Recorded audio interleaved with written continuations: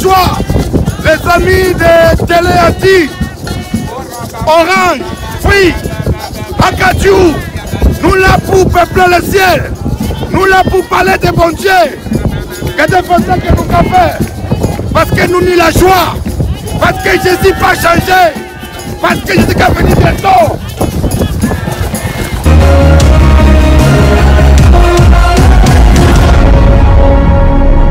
Akadiou, écoutez-moi bien. Vendredi prochain qu'a fini. Nous avons fait la fête. Au pays la sang, Guadeloupe c'est pour bon Dieu. La Martinique c'est pour bon Dieu. Et nous avons gagné Paris pour Jésus. Argentine ou ça. Nous avons gagné Paris pour Jésus.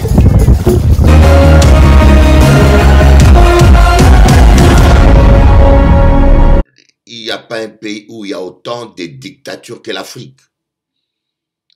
Nos présidents afro, lorsqu'ils prennent le pouvoir, ils ne veulent pas le céder. Ça, c'est le propre, je n'aimerais pas aller plus en détail, hein. Ça, c'est le propre de l'Afrique. Nos présidents, lorsqu'ils prennent le pouvoir, d'abord, c'est voler le pays, c'est ruiner le pays qu'ils savent faire. Non pas seulement ça, mais ils ne veulent pas partir, il faut le tuer, il faut la guerre civile, il faut qu'il y ait des morts, mais quelle culture, quel patriotisme nous avons. Au Congo, on a massacré des milliers de gens chez les Baluba, ma tribu d'origine. Ça, c'est un crime contre l'humanité dont Kabila et toute l'armée du Congo est responsable. Le massacre des Baluba, et d'ailleurs, il doit être jugé. Aujourd'hui, les présidents africains sont en train de vendre les terres africaines à des Chinois. Au Congo, j'ai appris que des Chinois ont acheté des hectares et des hectares.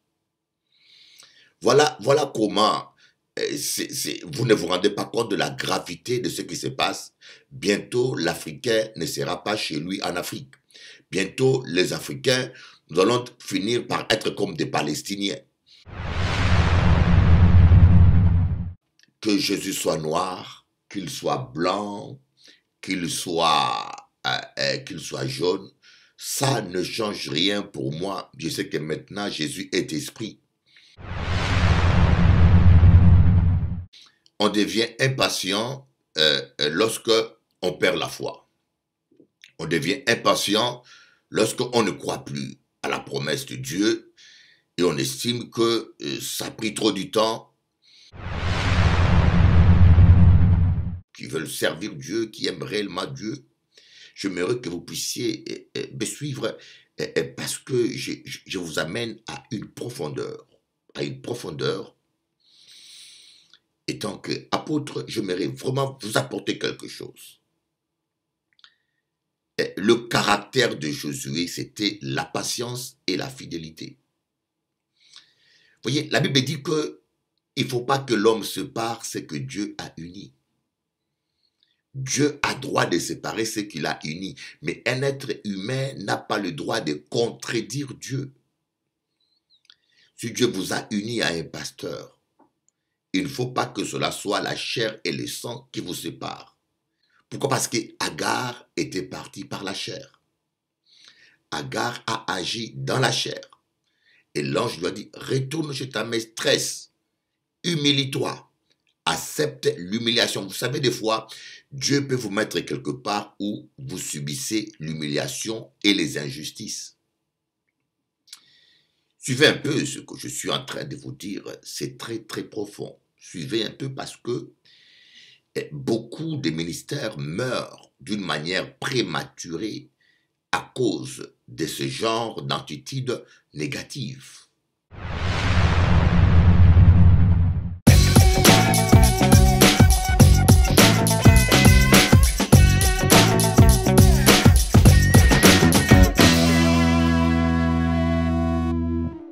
Il est très important, réussir sa destinée. Je pense que vous étiez captivés hier. Vous étiez captivés, des gens étaient contents. J'ai reçu beaucoup de retours, j'ai reçu beaucoup de remerciements de personnes qui étaient contents d'écouter ce message. Voyez, parce qu'aujourd'hui, dans ce monde, on a très peu d'encouragement. Je peux vous dire que si vous avez une idée, vous voulez faire un projet, réaliser quelque chose, un conseil que je vous donne, ne comptez pas sur les hommes, ne comptez pas sur les gens, et n'attendez pas d'avoir des gens qui vont commencer à vous remercier. Alors, on va lire la Bible. Donc, on va commencer à lire 2 passages sur lesquels je veux m'appuyer. Nous allons toujours parler de la confiance. De la confiance, mais on va ouvrir un sous-chapitre à propos de la confiance, voyez.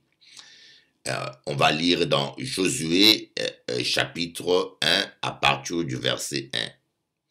Après la mort de Moïse, le serviteur de l'Éternel, l'Éternel dit à Josué, fils de Nun et assistant de Moïse, « Mon serviteur Moïse est mort. Maintenant lève-toi, passe le Jourdain avec tout ce peuple pour entrer dans le pays que je donne aux Israélites. Tout lieu que foulera la plante de votre pied, je vous le donne, comme je l'ai dit à Moïse. Votre territoire ira depuis le désert et le Liban jusqu'au grand fleuve, jusqu'à l'Euphrate, tous les pays des Hittites et jusqu'à la mer Méditerranée vers le soleil couchant. Personne ne pourra te résister tant que tu vivras. » Ouh, c'est beau ça. Hein? Personne ne pourra te résister tant que tu vivras. Je serai avec toi, comme j'ai été avec Moïse. Je ne te délaisserai pas et je ne t'abandonnerai pas. Fortifie-toi et prends courage, car c'est toi qui mettras ce peuple en possession du pays que je jurerai à leurs ancêtres de leur donner. Seulement fortifie-toi et aie bon courage en te conformant fidèlement à toute la loi que Moïse, mon serviteur, t'a prescrite. Ne t'en écarte ni à droite ni à gauche, afin de réussir où que tu ailles. Que ce livre de la loi ne s'éloigne pas de toi, médite-le le jour et la nuit pour agir avec fidélité, conformément à tout ce qui est écrit, car c'est alors que tu auras du succès dans tes entreprises, c'est alors que tu réussiras. J'aime ce mot. On va lire maintenant un deuxième verset qui nous parle. Bon, on continue le verset 9. Ne t'ai-je pas ordonné, fortifie-toi et prends courage.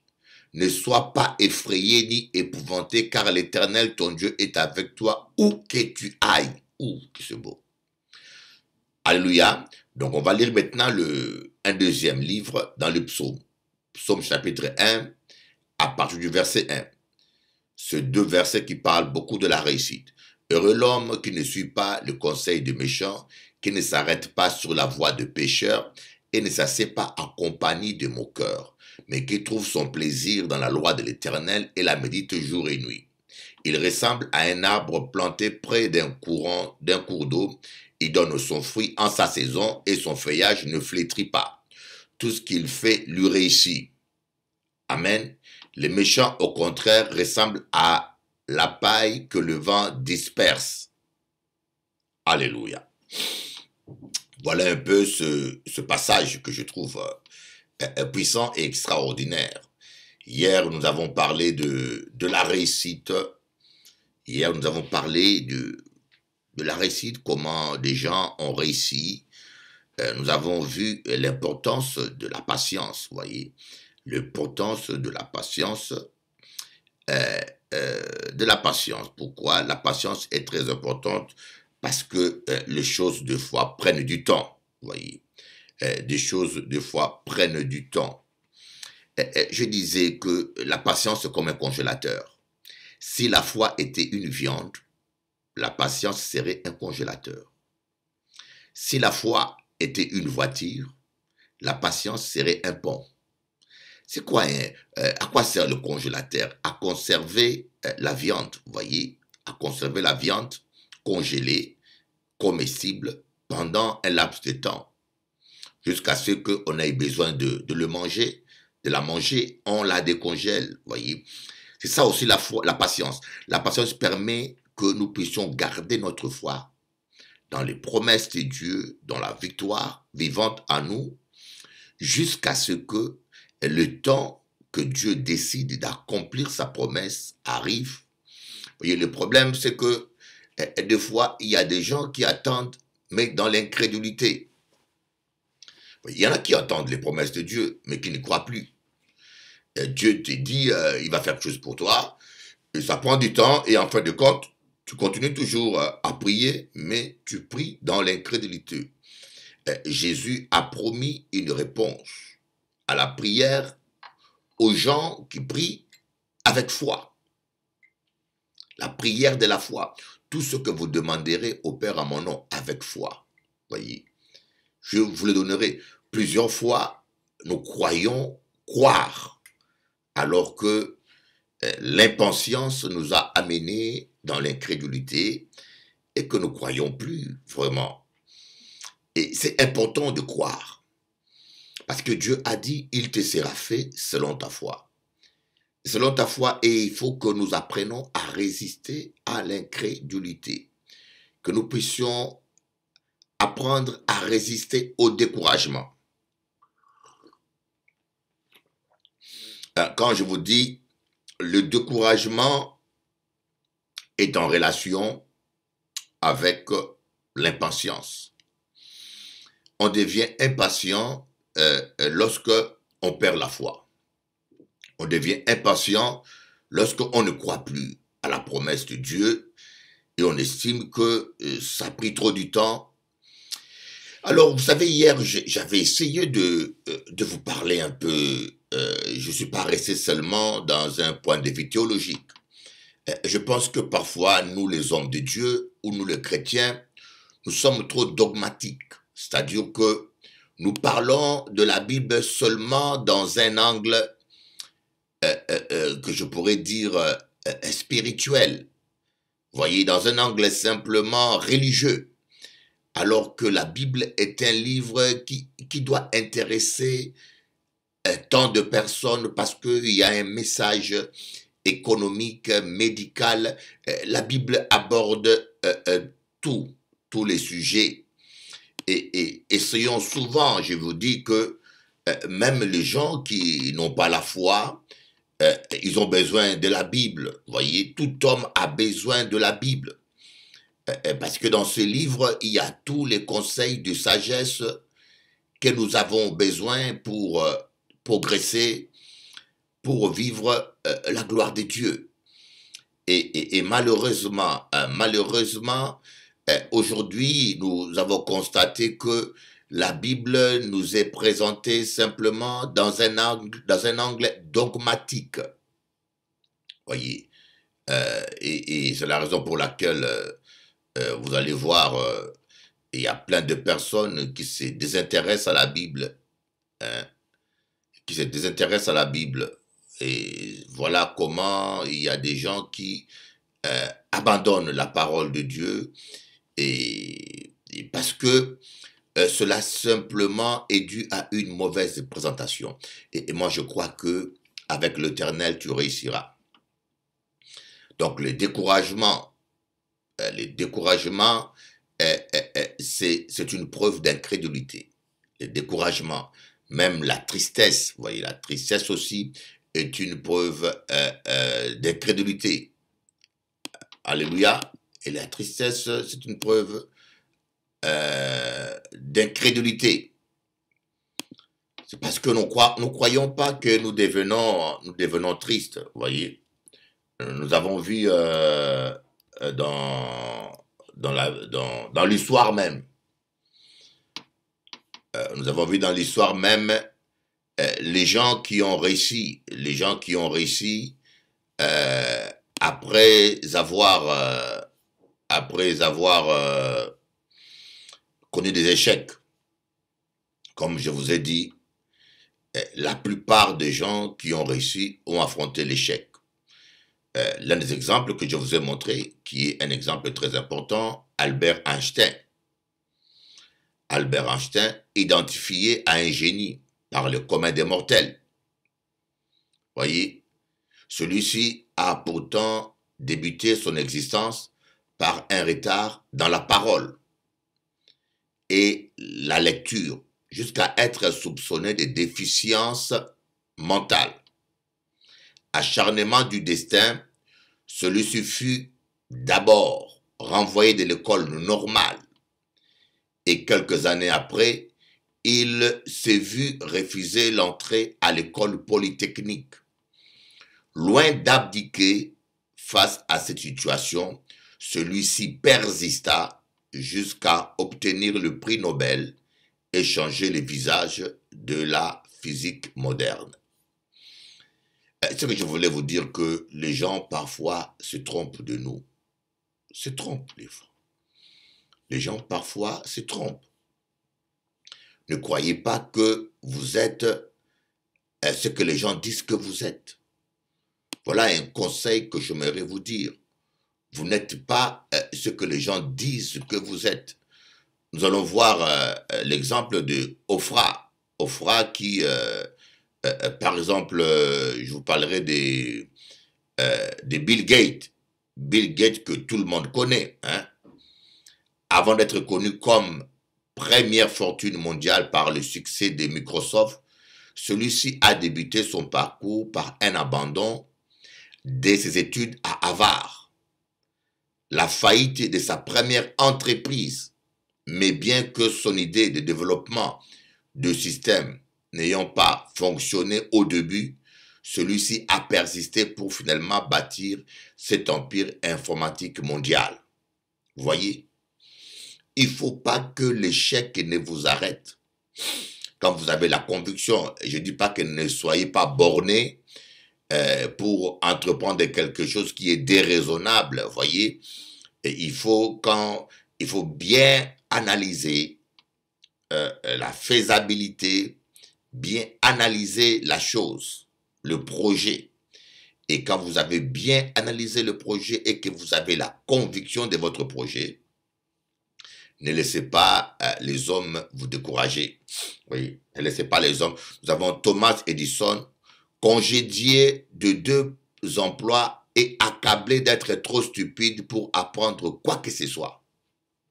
Congédié de 2 emplois et accablé d'être trop stupide pour entreprendre de quoi que ce soit, celui-ci fit l'invention de l'ampoule électrique contemporaine. Cette invention fut le fruit d'un acharnement venant à bout de 1000 tentatives infructueuses. Oh, que pouvons-nous encore dire, hein? Oprah Winfrey, connue comme une figure emblématique de la télévision américaine et pour être une des femmes les plus riches des États-Unis, celle-ci a dû faire face à une enfance difficile. Des viols, elle a été violée et à un enchaînement de revers professionnels en étant qualifiée d'inapte pour la télévision par ses pairs. Voyez, lorsque Dieu a un plan pour votre vie, le diable va essayer de détruire cela. Et je crois qu'il y a des gens qui me suivent des fois, qui se posent la question, pourquoi les gens sont acharnés contre moi? Voyez, vous vous posez peut-être la question, pourquoi les gens sont acharnés contre toi? Je pense qu'il y a des gens qui doivent se dire, mais je n'ai pas de chance dans la vie. Chaque fois que je fais quelque chose, les gens sont acharnés contre moi. Je ne comprends pas, tu ne comprends pas pourquoi tout ce qui t'arrive, t'arrive. Mais, regardons les Écritures. Et quand vous êtes beaucoup attaqué, c'est qu'il y a quelque chose de bon en vous. Quand vous êtes beaucoup attaqué, c'est qu'il y a quelque chose, il y a une étoile. Quand je dis une étoile, c'est l'onction, la main de Dieu, il y a une destinée. Et que le diable le sait. Peut-être que le commun des mortels ne le voit pas. Mais dites-vous, souvent les hommes sont manipulés par des esprits. Les hommes se croient libres, mais ils ne sont pas aussi libres qu'ils ne le pensent. Moi, je fais des délivrances tous les jours. Je prie pour des gens qui sont envoûtés, des femmes qui sont charmées. Mais En réalité, une femme charmée se sent amoureuse, se croit amoureuse. Mais en réalité, quand on prie pour la personne, on se rend compte qu'il y avait un esprit derrière parfois. Mais n'ayez pas peur. C'est très rare, ce n'est pas toutes les femmes qui sont charmées, mais je vous dis qu'on n'est pas aussi libre qu'on ne le pense. Voilà pourquoi je vous dis que Dieu est la sécurité dans ce monde plein de méchanceté, Dieu est notre sécurité, voyez. Donc on va étudier un peu ce passage de Josué chapitre 1, qu'est-ce que la Bible nous apprend, voyez. Dieu va dire à Josué, mon serviteur Moïse est mort. Le livre de Josué est un livre qui commence par une mauvaise nouvelle. Voyez, mais pourquoi Dieu était-il obligé de dire à Josué, mon serviteur Moïse est mort? C'était à cause de la patience et de la fidélité de Josué.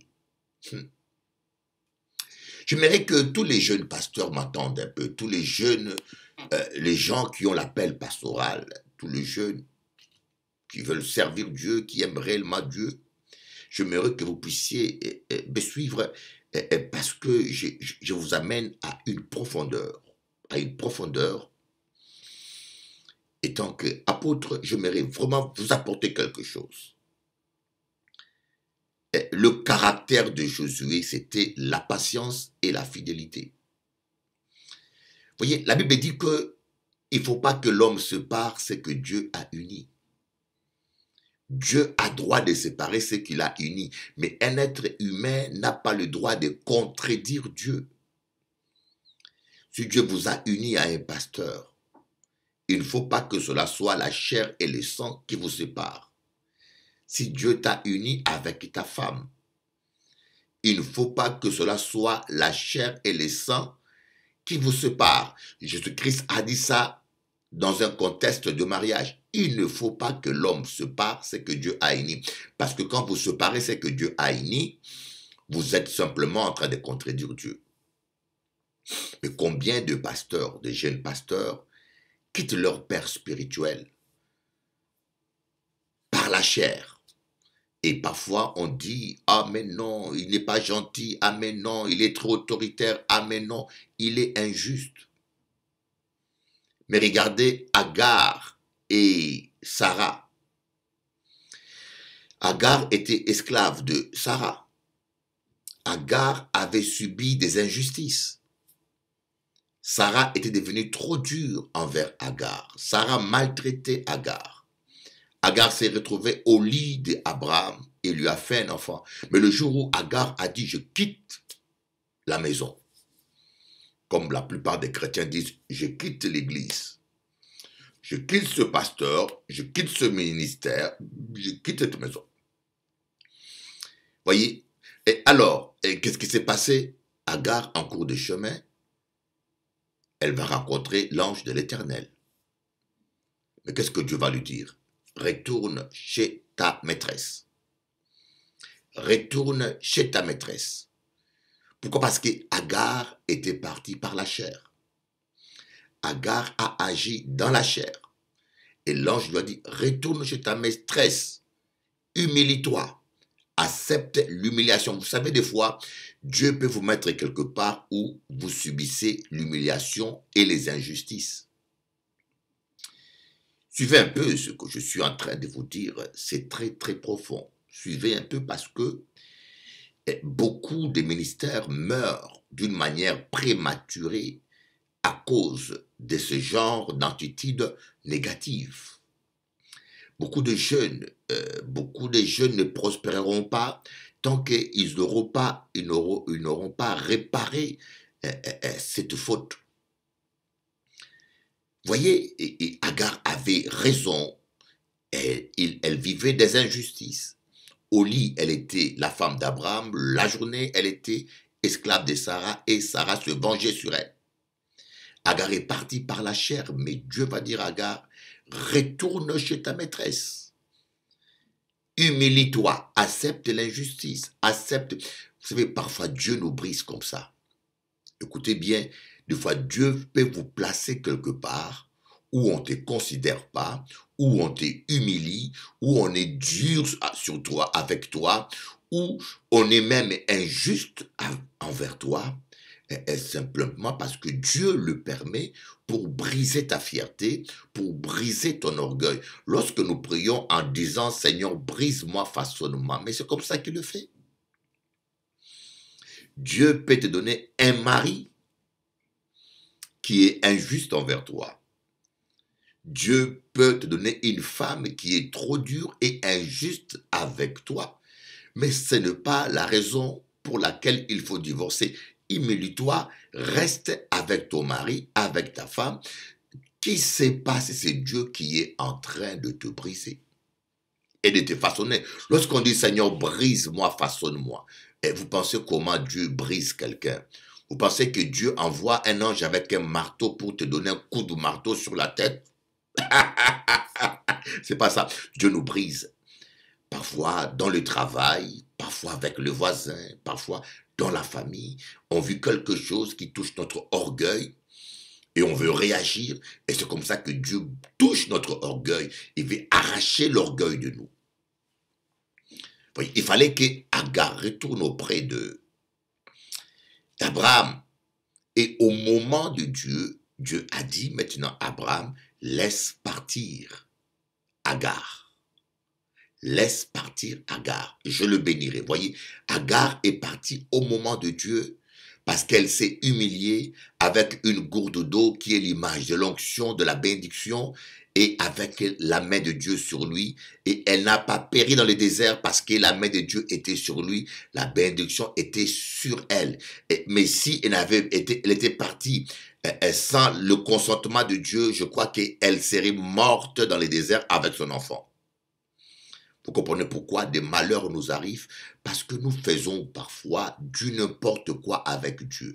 On appelle Jésus notre Seigneur, mais on agit comme on veut, on fait comme on veut. Oh my God, que Dieu nous aide. Ce que je vous dis, c'est profond. Et c'est la même chose. Le caractère de Josué est un caractère patient. Josué, quand il allait accompagner son maître, voyez, pour devenir, comment j'ai dit, pour devenir responsable, chef, il faut d'abord être serviteur, voyez. C'est pour cela que Dieu nous forme toujours sous l'autorité d'un pasteur ou d'un ministre pour nous apprendre à être serviteurs. Des vrais dirigeants ont été des vrais serviteurs. Voyez, un vrai serviteur, il sait quand il deviendra responsable ou dirigeant ou une autorité. Et parce que comme il avait eu le cœur de serviteur, il saura comprendre ceux qui sont à son service, il saura adapter son langage. Mais les gens qui viennent des cours théologiques et qui passent directement dans des fonctions pastorales, des fois, ils commettent des gaffes et des erreurs énormes.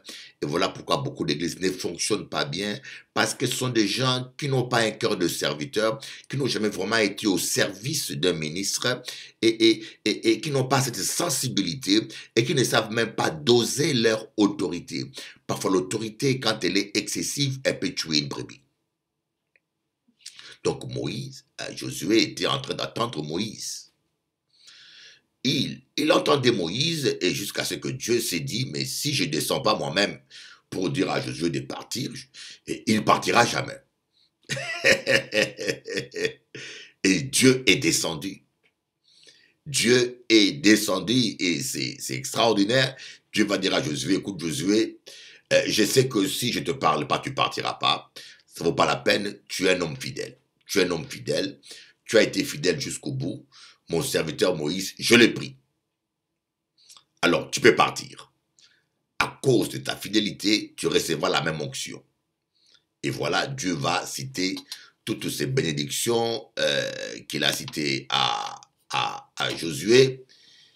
Et lui dit, je serai avec toi comme j'ai été avec mon serviteur Moïse. Et puis le verset 3, il dit, tout lieu que foulera la plante de votre pied, je vous le donne comme je l'ai dit à Moïse. C'est extraordinaire. Hein?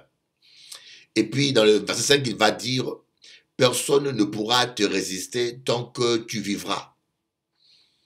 J'aimerais te dire que personne ne peut te résister tant que tu vivras et que tu seras fidèle avec Dieu.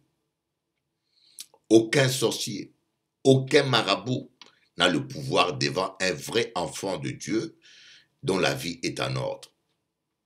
J'ai tellement entendu des chrétiens dire « on m'a envoûté, on m'a sorcelé, ah pasteur, on m'a envoûté, on m'a sorcelé par un tel ». J'ai dit mais l'ignorance nous tue. Si vous savez la puissance qui est en vous, si seulement vous saviez quelle puissance Dieu a mis en vous. Mais ce n'est pas ça le sujet. Nous voyons au verset 7, Dieu va dire « Seulement fortifie-toi et aie bon courage. » Fortifie-toi et aie bon courage. Et alors, vous savez, il y a un moment donné, je me suis dit, mais pourquoi Dieu insiste sur ça seulement?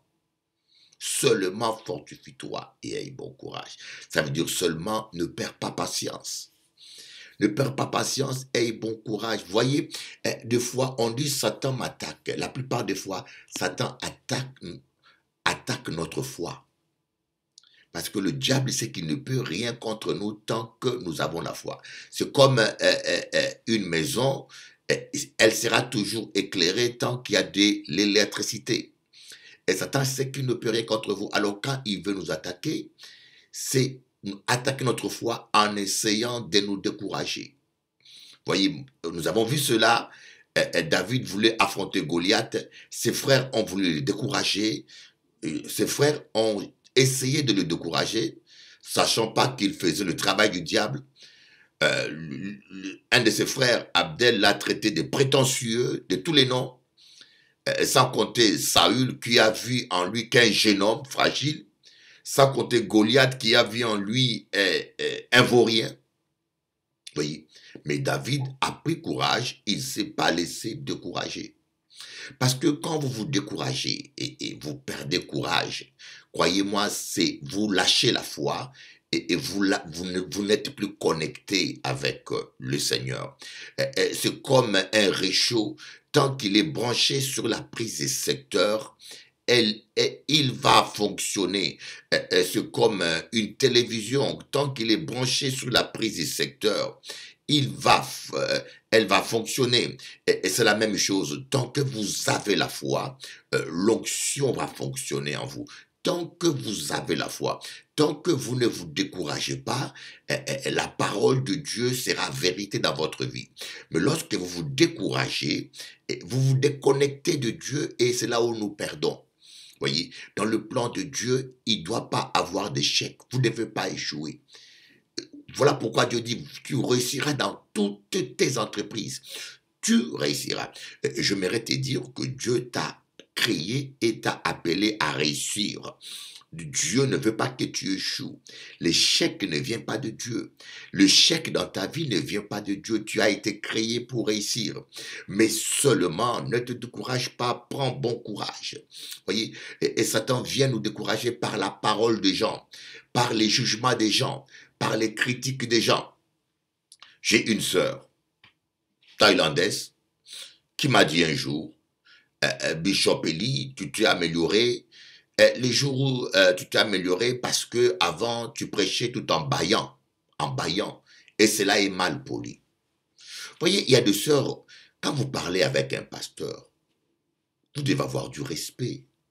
Vous voyez, tu ne peux pas critiquer quelqu'un qui court fatigué 100 km quand toi tu n'as jamais couru 5 km. Tu vois quelqu'un qui a fait 100 km de footing et qui est fatigué et qui court en ralenti, qui puise dans ses dernières réserves et tu le traites de fainéant. Alors que toi, tu n'as jamais couru même 2 km. Alors je lui dis, ma sœur, les jours où tu vas prêcher une semaine, les jours où tu vas prêcher même un mois, tout le matin, sans rien préparer, tous les matins, donne-moi seulement le nom d'un pasteur dans le monde que tu connais, qui fait 2 heures de télévision tous les jours. Donnez-moi seulement le nom d'un pasteur qui peut prêcher tous les jours comme je le fais, que tu connais. Les gens ne savent pas apprécier. Les gens voient toujours le négatif. C'est terrible aujourd'hui. Les gens vont voir toujours le négatif en vous. Et je sais que c'est la grâce de Dieu. Mais je peux vous dire tous les jours, prêcher comme je le fais là. Tous les jours. Et je vous avoue, parfois je ne prépare pas parce que je n'ai pas le temps de préparer. Vous voyez que des émissions de télévision de 1 heure par semaine, des fois, je vous dis bien 1 heure, les gens le préparent pendant 8 heures. Quand vous allez sur TF1, d'autres chaînes, quand quelqu'un prêche, parle 1 heure dans une émission, l'émission est préparée pendant 8 heures avec une équipe entière de 10 personnes, caméramen, titreur, éclairage. Mais moi, je prêche tous les jours 1 heure.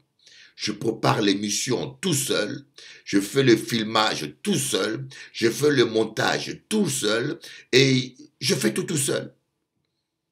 Mais il faut reconnaître, mais je vous dis, les gens ne reconnaissent pas. Et si vous dépendez déjà, il dit, elle me dit, quand tu bailles, c'est mal poli. C'est comme si je baillais volontairement. C'est comme si je le faisais expressement. Et parfois, moins fatigué, un peu tout ça. Parfois, je suis vraiment au bout de mes ressources. Je suis fatigué, mais je puise dans mes ressources et je me dis, je dois apporter la parole. Le temps est court, je dois fortifier quelqu'un. Et je puise. Et dans cet épuisement-là, parfois, ça vient du bail. Mais comme elle-même n'a pas vécu ça, elle ne peut pas comprendre. Et puis, non pas seulement elle ne peut pas comprendre, elle te dit que tu es mal poli. Que c'est mal éduqué, c'est mal poli. Voyez, après je lui ai expliqué, elle m'a dit excuse-moi, je dis mais non ma soeur, la critique est trop facile. Dans ce monde, il y a ceux qui critiquent et dans ce monde, il y a ceux qui travaillent. La critique est trop facile. Et je vous dis, pourquoi Dieu a dit à Josué de se fortifier? Parce que Dieu savait pertinemment que sur terre, vous aurez peu de gens qui vont vous encourager. Croyez-moi, sur terre ici, quand vous avez des idées, quand vous avez des ambitions, quand vous essayez de faire quelque chose, vous aurez très peu de gens qui vont vous encourager. Et si vous ne savez pas vous fortifier vous-même, c'est fini pour vous. Si vous ne savez pas vous fortifier vous-même, si vous ne savez pas puiser le courage dans le Seigneur, on dit fortifie-toi dans le Seigneur.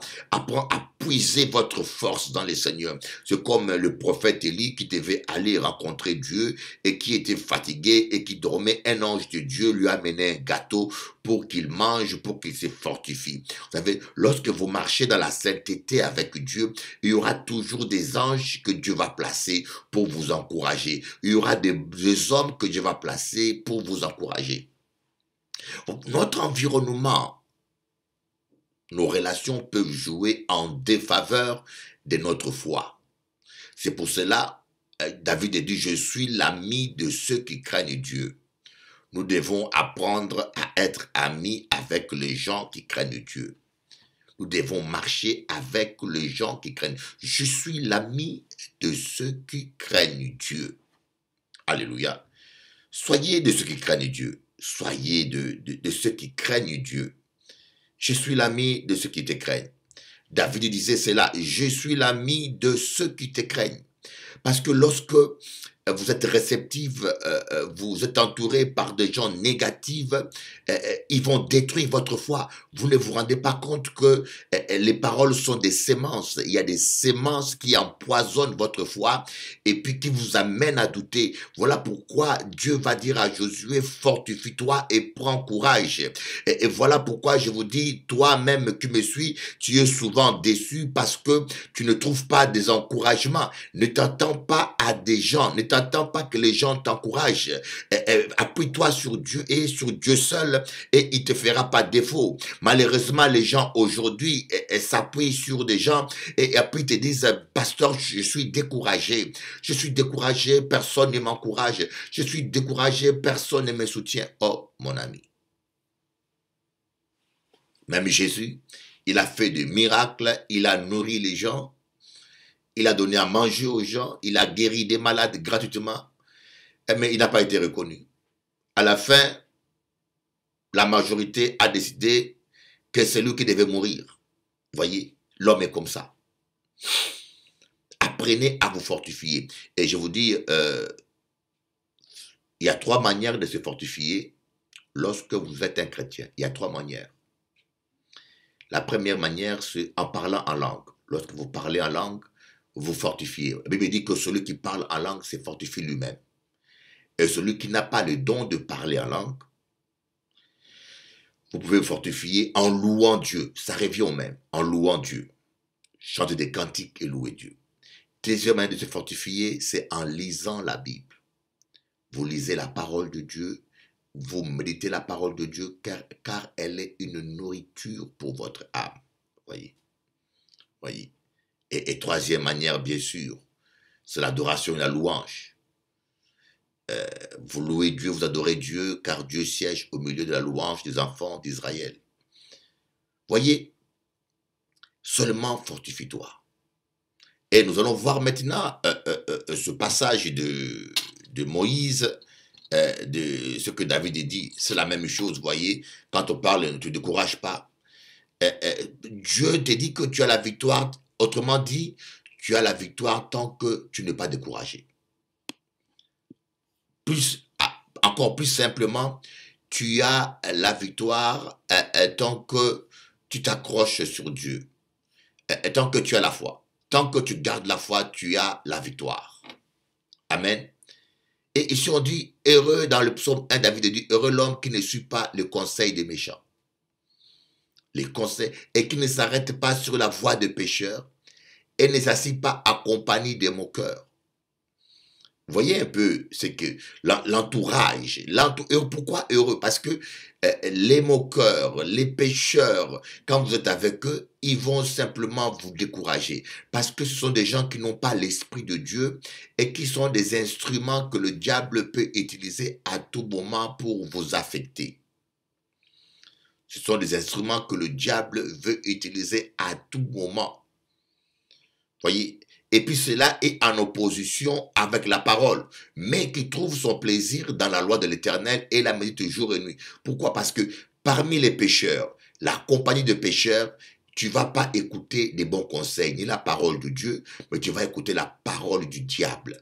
Vous allez écouter les mauvais conseils, vous allez écouter des critiques, des calomnies. Mais quand tu n'es pas dans cet entourage-là, parce que quand tu es avec des gens négatifs, des gens qui ne croient pas en Dieu, des gens impudiques, ils sont des instruments du diable pour te décourager et te détruire. Mais quand tu passes ton temps à lire et à méditer la parole de Dieu, et là tu seras nourri par la parole de Dieu qui va t'encourager et te fortifier. Et la Bible dit que tout ce qu'il fait réussit. Pourquoi? Parce que tu auras toujours la force et le courage. Lorsqu'on perd la foi, on perd patience. N'oublie jamais ça. Lorsque vous perdez la foi, vous perdez patience. Que Dieu vous bénisse. Je crois en vous. Je crois que Dieu a un plan merveilleux pour votre vie. Je crois que la réussite est devant vous. Je crois vraiment que c'est possible. Je crois que c'est possible. Je vous aime de l'amour de Dieu. Et à bientôt. Nous allons écouter le pasteur Hubert d'Auxerre. Si vous connaissez des gens qui habitent à Auxerre, qui cherchent une église, il y a un pasteur qui collabore avec moi qui s'appelle Hubert. Il est médecin spécialiste avec sa femme, 2 médecins qui servent Dieu pour aller les visiter. Et on va écouter aussi quelques louanges. À bientôt.